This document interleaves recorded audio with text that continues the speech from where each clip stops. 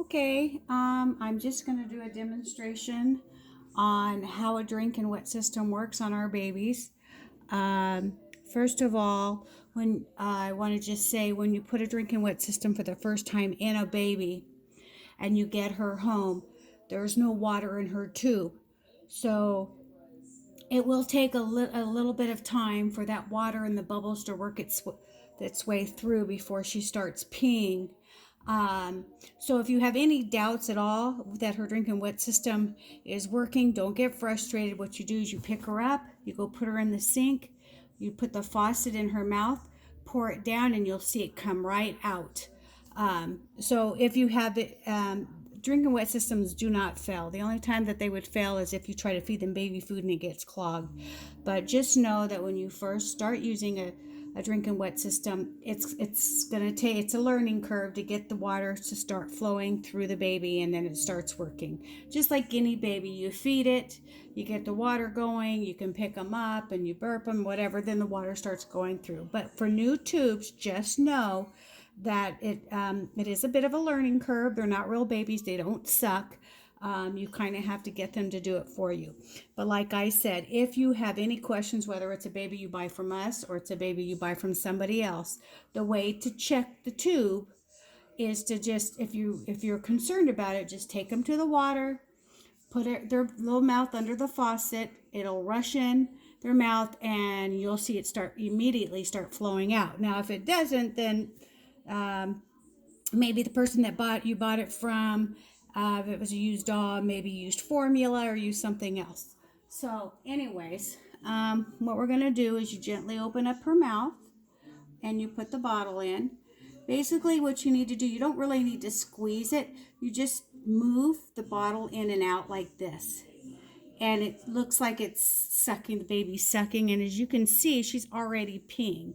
And the reason why she's already peeing so quickly is because she's already had a bottle or two.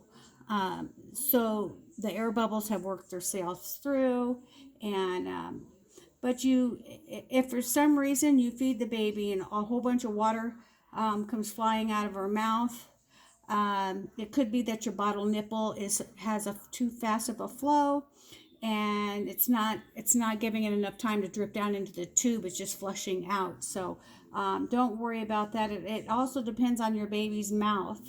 And if it's a very small mouth, the tiny mouth that doesn't have a deep throat area, then it's not going to take that much water to put in the mouth. The mouth can't hold that much water. So as you can see, she's still peeing. But anyways, that's basically how we do our drink and wet system. You should always use a bib on her, because there's always going to be overflow in her mouth. Also, if you buy a doll from us and you start having an issue with the tubes, when we tube our babies, the silicone draws the tube in and hangs onto that tube.